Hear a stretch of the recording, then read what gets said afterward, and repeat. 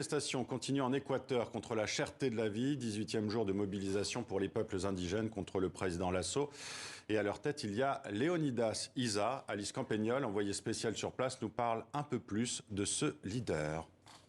Depuis plus de 15 jours maintenant, Léonidas Issa est devenu le centre de l'attention de tous les Équatoriens, quelle que soit leur position par rapport à la grève générale. Alors déjà au tout début du mouvement, le 14 juin dernier, il a été placé en détention pour avoir bloqué la circulation des véhicules dans le cadre du mouvement. S'il a rapidement été libéré en 24 heures, et bien cette arrestation a aidé à radicaliser le mouvement. Léonidas Issa, il est à la tête de la CONAIE, l'organisation indigène la plus puissante et la plus ancienne d'Équateur. Alors quelques chiffres un peu pour y voir plus clair.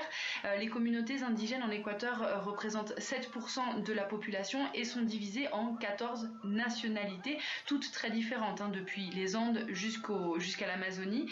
Mais malgré ces différences, il y a quelques points qui les unissent, notamment l'exclusion sociale, la discrimination, la pauvreté. Il y a par exemple très peu de services basiques dans les zones rurales où ils vivent, pas d'hôpitaux par exemple. Le Covid-19 les a d'ailleurs fortement touchés. Et par exemple, si le salaire de base en Équateur il est de $400, et bien il est estimé que ces communautés gagnent environ la moitié.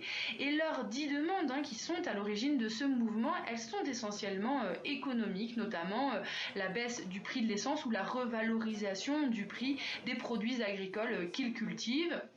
Donc Léonidas Issa, il représente cette lutte, lui qui était à la tête des manifestations d'octobre 2019, de très grandes manifestations. Et il est de nationalité quichua, il a toujours ce borsalino noir, un poncho rouge, et il symbolise également la division du peuple équatorien où il y a encore beaucoup de racisme. Certains l'appellent, lui, comme ceux qu'il représente, un indio, c'est un terme très méprisant pour dire indigène. Et face à la violence des manifestations, Léonidas Issa a affirmé il y a quelques jours avoir peur pour sa vie.